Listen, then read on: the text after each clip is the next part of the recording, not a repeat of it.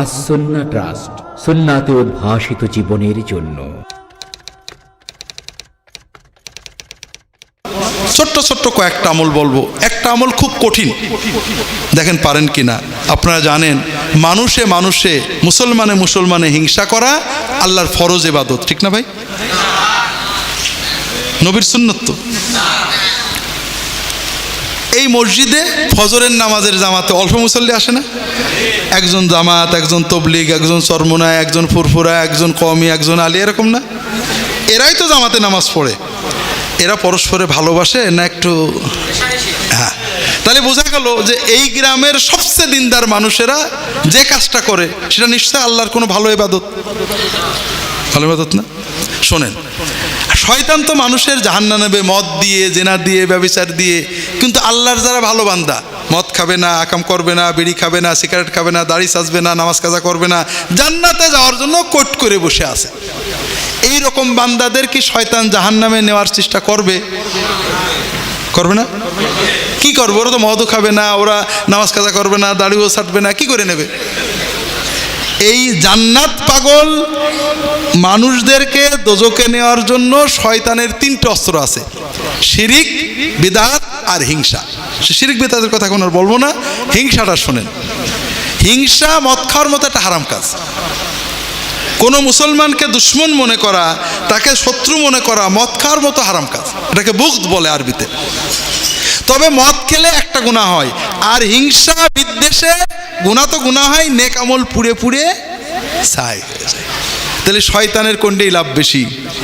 হ্যাঁ, এই জন্য যাদের নেক আমল নেই তাদের হিংসা কম। দেখবেন নাচ গান করে, সিনেমা করে, কিন্তু এত হিংসা করে না। কিন্তু আমরা যারা দিনদার তাদের ভিতরে হিংসা বেশি। কারণ শয়তান জানে এরা দু একবার নাচ গান করলে দোজখে নিয়ে যাবে না, তো অবাক করে জান্নাতে চলে যাবে। কাজে এমন কাম দেব যেমন সব নেক আমল পুড়িয়ে ছাই হয়ে যায়। তো ভাইরা, হিংসা শিক্ষা হয় দুই দল মানুষ। এক দল হলো রাজনৈতিক নেতারা, তাদের স্বার্থটা কি? ক্ষমতায় যাওয়া, ঠিক না? তারা ক্ষমতায় যাওয়ার জন্য আমাদেরকে কি শিখায়? ও দেশের দুশ্মন, ও স্বাধীনতার দুশ্মন, ও জাতির দুশ্মন, ওর দুর্বিন, ওর মার ধর, এগুলো, ঠিক না? আর এক শ্রেণীয় হিংসা শিখাই ছিল হুজুররা। কি স্বার্থে? মুরিদ, মহব্বত, ভক্ত ঠেকানোর স্বার্থে।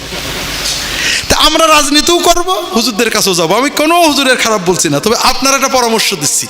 আমার কথাই, রাজনীতিবিদের কথাই নিজের মনে হিংসা আনবেন না। হুজুরদের কাছে যেতে হবে, উপায় নেই।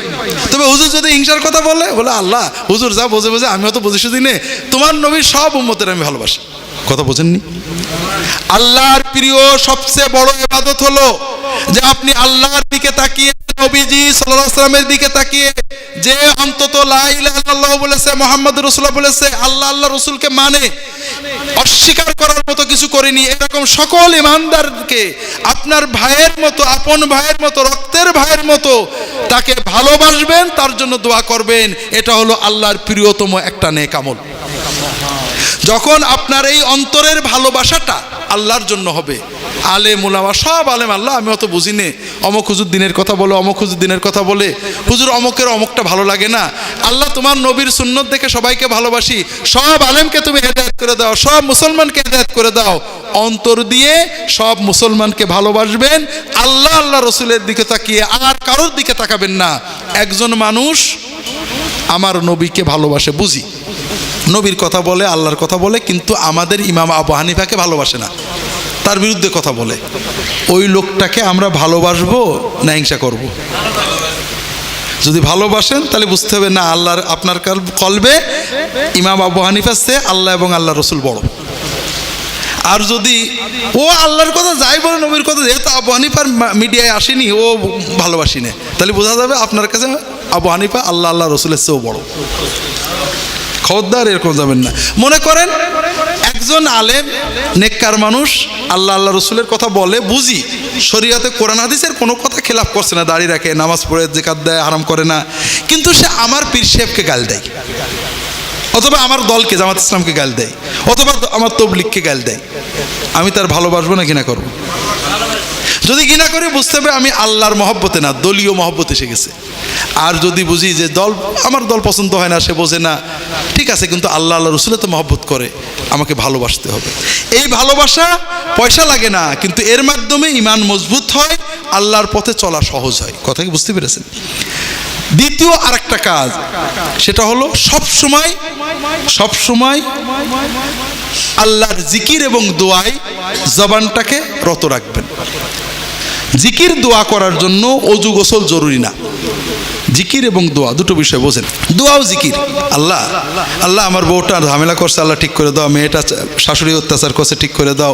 আল্লাহ আমার এইটা লাগবে, দাও। রিক্সা চালাচ্ছেন অথবা রান্না করছেন আর বলছেন, এটাও কিন্তু দোয়া এবং জিকির। কোনো মুসলমান নারী পুরুষ যে কোনো অবস্থায় মাথায় কাপড় থাক না থাক, গায়ে কাপড় থাক না থাক, অজু থাক না থাক, যখন আল্লাহর সাথে কথা বলে, আল্লাহর কাছে কিছু চায়, আল্লাহর কাছে মনের আবেগ প্রকাশ করে, যতক্ষণ সে কথা বলে একটা ফরজ ইবাদত পালনের মতো সওয়াব তার আমল নামায় জমা হতে থাকে। কারণ আল্লাহ তাআলা বলেছেন, আল্লাহ রাসূল সাল্লাল্লাহু আলাইহি ওয়াসাল্লাম বলেছেন, আদ-দুআউ হুয়াল ইবাদাহ। 2 নম্বর ভাইরা, এর মাধ্যমে এই সওয়াব ছাড়া আমরা কয়েকটা লাভ পাই। 1 নম্বর হলো, আপনি যে চাইলেন, আল্লাহ কোনো চাওয়া ফেরত দেন না। হাদিস শরীফে আসছে, যে কোনো বান্দা বান্দি যখন আল্লাহর কাছে কিছু চাই, আল্লাহ হয় তাকে ওই জিনিসটাই দেন, নইলে এই দোয়ার বিনিময়ে একটা বিপদ কাটিয়ে দেন, নইলে তার জন্য জান্নাতের সওয়াব জমা করে রাখেন, আপনার লস নেই। 3 নম্বর হলো ভাইরা, এই যে দোয়া আমরা করছি কার কাছে? এই আল্লাহর সাথে আমাদের কাল্পটা জুড়ে গেছে। যেমন মোবাইলের চার্জ দেওয়ার জন্য কারেন্টটা জুড়তে হয় না, কাল্পকে চার্জ দিতে হলে আল্লাহর সাথে জুড়তে হয় জিকিরের মাধ্যমে। এই যে আল্লাহর সাথে কথা বলছেন, আপনার কাল্বের ভিতরে আল্লাহর রহমত, বরকত, বেলায়েতের চার্জ আসছে।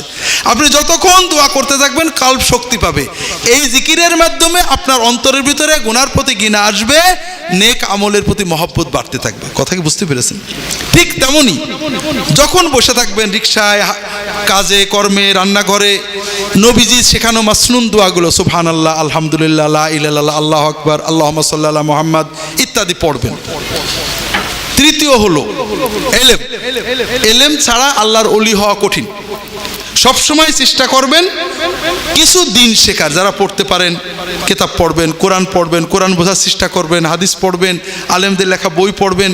কারণ আল্লাহ প্রথম হুকুম করেছেন কি কোরআনে? ইকরা, মানে শোনো, ঠিক না? তাহলে আমরা কি পড়ে মুসলমান না শুনে মুসলমান? না, পড়তে হবে। আল্লাহর মরণের পরে শেষ প্রশ্ন হলো পড়া। আল্লাহ ফেরেশতারা বলবে তোমার রবকে, তোমার দিন কি, তোমার নবীকে, ঠিক না? যে ফেল করবে সে কি বলবে? হা হা লা আদরি সামিআতুন নাস ইয়াকুলুনা শাইয়ান ফাকুলতুহু। হায় হায়, আমি তো জানি না। মানুষেরা কিছু বলতো, শুনতাম, আমিও বলতাম, এখন মনে আসছে না। এটা শোনা উল্লাহ না পড়া উল্লাহ? এই উত্তর দিতে পারবে না। আর যে সহি উত্তর দেবে তাকে ফেরেশতারা 4 নম্বর প্রশ্ন করবে, বিমা দারাই মা আদরাক, তুমি এই 3টে উত্তর জানলে কি করে? সে কি বলবে? কারাতু কিতাবাল্লাহ ওয়া সাদ্দাকতু আয়াতিহি ওয়া ফি বা'দিল হাদিস সাদ্দাকতু রাসূলুল্লাহ। আমি আল্লাহর কিতাব পড়েছিলাম, আল্লাহর কিতাবের আয়াতে আয়াতে যে কথা আছে আমি বুঝে ওটাকে সত্য বলে মেনে নিয়েছিলাম। পড়া উল্লাহ না শোনা উল্লাহ? তো দেখেন ভাইরা, শোনা উল্লাহর পাশের ব্যাপারে কিন্তু সন্দেহ আছে। এই জন্য চেষ্টা করবেন পড়া উল্লাহ হতে। যদি লেখাপড়া না জানেন, অনেকে আসেন জানেন না, ইমাম সাহেবকে বলবেন ভাই কোরআনের তর্জমা করে করে শোনাও, হাদিসের তর্জমা শোনান, অথবা ক্যাসেটেও পাওয়া যায় অনেক ভালো তর্জমা, সেগুলো শুনবেন। আর আলেমদের বই পড়বেন, এলেম বাড়ানোর চেষ্টা করবেন।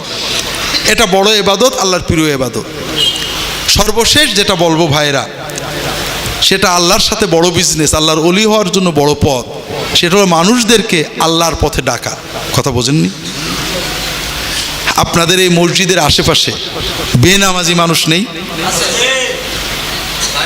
গত 10 বছর 20 বছরে কয়জন বেনামাজি মানুষকে আপনি নামাজের দাওয়াত দিয়েছেন?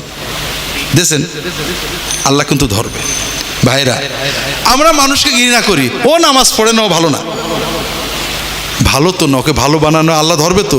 ও তো কিয়ামতের দিন বলবে, আল্লাহ অমুক আমার দোকানে বাজার করতো, আমার সাথে চা খেতো, নামাজ না পড়লে যে আমাকে তো বুঝাইনি, আল্লাহ ওরও ধরতে হবে। তো ভাইরা, মানুষকে ভালো কথা বললে কি লাভ? আপনি কিছুই না, ভাই চল না মসজিদে যাই, নামাজটা পড়, ফরজ নামাজ পড়ে চলে আসবি ভাই, চল ভাই আমার কাপড় পাক নেই, কাপড় লাগে না, কাপড় না পাক থাকলে যদি পাকের ব্যবস্থা নেই না পাক কাপড়, চল না ভাই যাই, জোকের মতো ধরবেন। কথা বোঝেননি? আপনি যদি একজন মানুষকে একটা ভালো কথা বলেন, ও মানুক আর না মানুক, আপনার আমলনামায় বিরাট একটা সৎকার সওয়াব জমা হয়ে যাবে। আর ও যদি এই কথাটা শোনে, আপনার কথায় কোনো লোক যদি ভালো হয়, এর চেয়ে বড় বিজনেস নেই। একটা মানুষ যদি আপনার কথায় ভালো হয়েছে, আল্লাহর পথে এসেছে, খারাপ কাজ ছেড়ে দিয়েছে, ভালো কাজ শুরু করেছে, ও জীবনে যত ভালো কাজ করবে, ওর কারণে কিয়ামত পর্যন্ত যত ভালো কাজ হবে সমান সওয়াব আপনার আমলনামায় জমা হয়ে যাবে। আল্লাহর সাথে এসছে বড় বিজনেস নেই ভাইরা। তো ভাইরা, আমরা বুঝি না, আমার লম্বা সময় নেই, আমি 11টায় চলে যাব, পাকশি যাব এখন আল্লাহ যদি নেন। একজন ইন্স্যুরেন্স কোম্পানি যখন আপনার কাছে আসে, নানান কথা বলে, আপনি যখন রাগ করেন, আরে তো ওগুলো টাউট বাটপারি চিটারি, ও কি রাগ করে? কেন? ওর রক্ত মাংসে রাগ নেই কেন? ওর স্বার্থ আছে, আপনাকে ঢুকাতে পারলেই কমিশন পাবে, তা আপনার স্বার্থ আছে না? আপনি যদি মসজিদে ঢুকান, আপনাকে কমিশন দেবে কে? তো এইদিকে একটু খেয়াল করেন না, ভাই চল মসজিদে, আরে বাদ দে, আপনি বলেন আলহামদুলিল্লাহ সওয়াব আমার বাড়লো, ভাই চল না, তোর আমি মসজিদে ঢুকে আমি জান্নাতে যাবো, তুই চল, একদিনের জন্য চল না ভাই, তোর পা ধরাই তুই, অসুবিধা আছে? মানুষদেরকে ভালো পথে ডাকবেন, এর চেয়ে বড় ইবাদত নেই। প্রত্যেকেই নিয়ত করেন না মাসে একটা মানুষ আমি নামাজি বানাবো, চেষ্টা করেন। আল্লাহ সবাইকে তৌফিক দান করুন, আমিন। ওমা তৌফিক ইল্লা বিল্লাহ। আল্লাহুম্মা সাল্লি আলা মুহাম্মাদিন নবিয়্যিল উম্মি ওয়া আলা আলিহি ওয়া সাহবিহি আজমাইন। সুবহানাকা আল্লাহুম্মা ওয়া বিহামদিকা আশহাদু আল্লা ইলাহা ইল্লা আনতা আস্তাগফিরুকা ওয়া আতুবু ইলাইক। আল্লাহুম্মা সাল্লি আলা মুহাম্মাদ ওয়া আলিহি ওয়া সাল্লাম। আমার বইগুলো আছে এখানে, অল্প কিছু সময় থাকবে, আপনারা যদি চান বইগুলো দেখে যাবেন। আল্লাহু আলাম। আসসালামু আলাইকুম ওয়া রাহমাতুল্লাহি ওয়া বারাকাতুহু। আল্লাহ তাআলা সবাইকে তৌফিক দান করুন, আমিন।